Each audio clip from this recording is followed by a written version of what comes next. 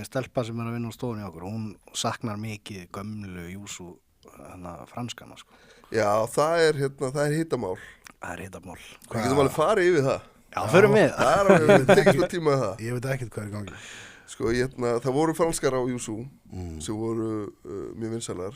Margir svona fastagestar í júsú búin að fá ógeðum, þeir sem voru að borða mikið af þeim. Já. Meðal annars ég. Ok. Ég vildi fá meiri clean franskar. Fór í, þú veist...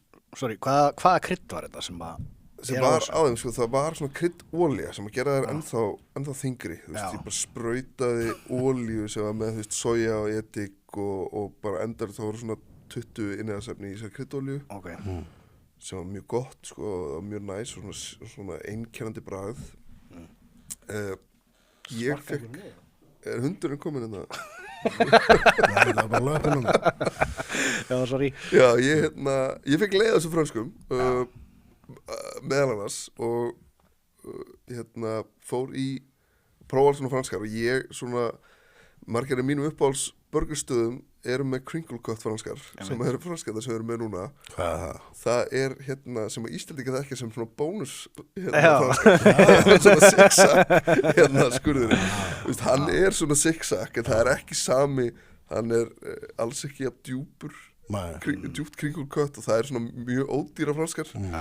Ég pældi ekki því þegar að þú veist ég bara Shake Shack verður með crinkle cut, það eru bara margir af heitustu burgerstöðum í Bandaríkjunum í dag með crinkle cut franskar. Það eru fleiri fletir til að gera hana meira svona crunchy, það er bara hot basically á hann allri, tekur upp meiri sósu og alls konar pælingar. En ég fór í svoleiðis franskar sem að margir held að ég væri basically að selja bónusfranskar þegar það er einu sem að gera þau crinkle cut. Svo vildi ég svo skemmtilega til að svona 2-3 mánuðum eftir að ég hætti með gömlu franskarnar þá urðu þær ólöglegar í Evrópu eða voru held ég bara ólöglegar í Evrópu. Það er eitthvað efni í þeim bara sem að þær voru alveg góðar en það voru baneitrar, það voru ofgóðar. Það er nefnilega máli oft með það sem er best á bragðið. Það er oft eitthvað baneitrar. Það er ofgott. Svo í þessu tilviki þá það voru, innihaldsefnin í þessu frönskum voru 20 eða eitthvað og meðan, franskar eiga basically að vera kartafla, sko. Já, ekki. Það var innihaldsefnið, og já, það er það sem við erum að vinna með núna. Ég persónulega finnst mér nýju franskar það miklu betri og það eru svona margir búin að átt að sjá því. Þegar ég byrjaði með þar þá, ég var með kryddið, það var ekki greinilega ekki alveg nógu gott, búin að uppfæra það og ég þurfti að breyta eins hitastig og tíma á djúpsteginginu en það eru orðið meira crunchy. Það er allavega fáir að væli við í dag.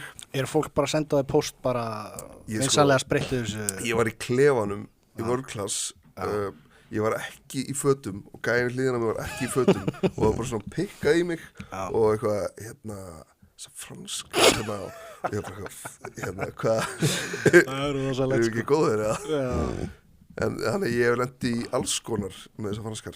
Morðhótana, ég hef alveg svona semifengið morðhótana, sko. Fólk er mjög passionate yfir frönskum. Misturu fastakúrna?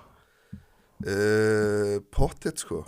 En sko svona þeir sem að mitt borðuðu mikið af þessu, þeir voru alveg komið ógeð af þessu, þetta var rosalega heavy og manni leiði ekki sérstilega vel eftir að borða mikið af þessu. Ég kláraði aldrei franskarnar mínar. Og þú veist, í dag er ég miklu ánægðari með nýju franskarnar og það eru bara margir sammála því, sko. Ég er sammála því, sko. Já, þú veist, þær eru betri. Ég ætla bara að segja það hér og þó að ég vildi skipta aftur í hinnar sem að ég vildi ekki gera þá bara geti ég ekki. Þannig að, sorry ég elskar gömlu franskarnar á Júsú.